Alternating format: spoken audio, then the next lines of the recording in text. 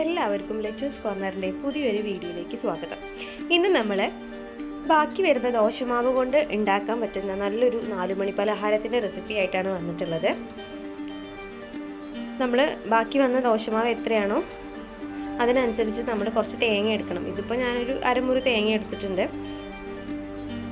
ഇനി നമുക്ക് മിക്സിയുടെ ജാറിലേക്ക് തേങ്ങയും ആവശ്യത്തിന് പഞ്ചസാരയും ഒരു ഏലക്കായും ഇട്ടിട്ട് നന്നായിട്ട് അടിച്ചെടുക്കാം.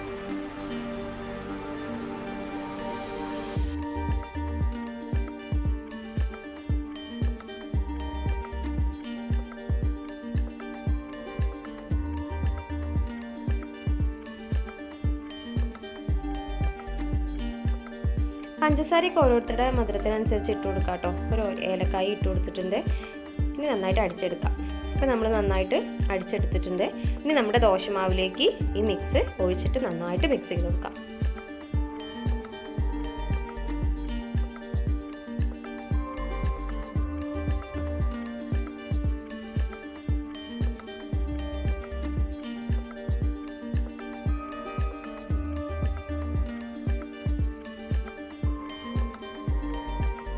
എന്നിട്ട് നമുക്കൊരു 5 മിനിറ്റ് റെസ്റ്റ് ചെയ്യാനായിട്ട് വെക്കാം കേട്ടോ. ഇപ്പോൾ അടുപ്പത്തൊരു ഇഡ്ഡലി ചെമ്പ് വെച്ചിട്ടുണ്ട്. അതിൻ്റെ പുറത്തൊരു പാത്രം വെച്ചിട്ട് അതിൻ്റെ മുകളിലാണ് നമ്മളിത് വേവിച്ചെടുക്കുന്നത്. ആവിയിൽ വേവിച്ചെടുക്കുകയാണ് ചെയ്യുന്നത്. അപ്പോൾ വെള്ളം അത്യാവശ്യം ചൂടായി വന്നിട്ടുണ്ട്. ഈ സമയത്ത് നമുക്ക് ഒരു പാത്രത്തിൽ നന്നായിട്ട് എണ്ണയോ വെളിച്ചെണ്ണയോ ഓയിലോ എന്ത് വേണമെങ്കിലും തടവി കൊടുക്കാം. നെയ്യായാലും കുഴപ്പമില്ല. നമുക്കത് നന്നായിട്ട് തടവി കൊടുത്തതിന് ശേഷം നമ്മൾ അതിൻ്റെ ഒരു 3/4 ഭാഗത്തോളം മാവ് നമുക്കതിലേക്ക് ഒഴിച്ചു കൊടുക്കാം. എന്നിട്ടൊരു 10 മിനിറ്റോളം നമുക്ക് നന്നായിട്ട് അടച്ചു വെച്ച് വേവിച്ചെടുക്കാം.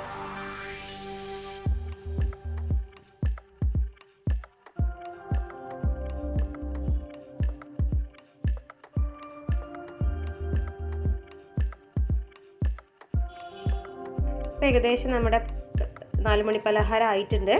ഇനി നമുക്ക് ചൂടാറിയിട്ട് അത് വേറൊരു പാത്രത്തിലേക്ക് മാറ്റിയിട്ട് കഷ്ണങ്ങളാക്കി മുറിച്ചിട്ട് കഴിക്കാവുന്നതാണ്.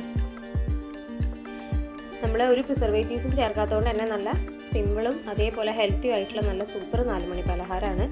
അപ്പോൾ വീഡിയോ ഇഷ്ടമായെങ്കിൽ എല്ലാവരും ട്രൈ ചെയ്ത് നോക്കണം. അതേപോലെ തന്നെ ലൈക്ക് ചെയ്യുക, ഷെയർ ചെയ്യുക, സബ്സ്ക്രൈബ് ചെയ്യുക. വീണ്ടും പുതിയൊരു വീഡിയോ ആയിട്ട് വരുന്നത് വരേക്കും ബൈ.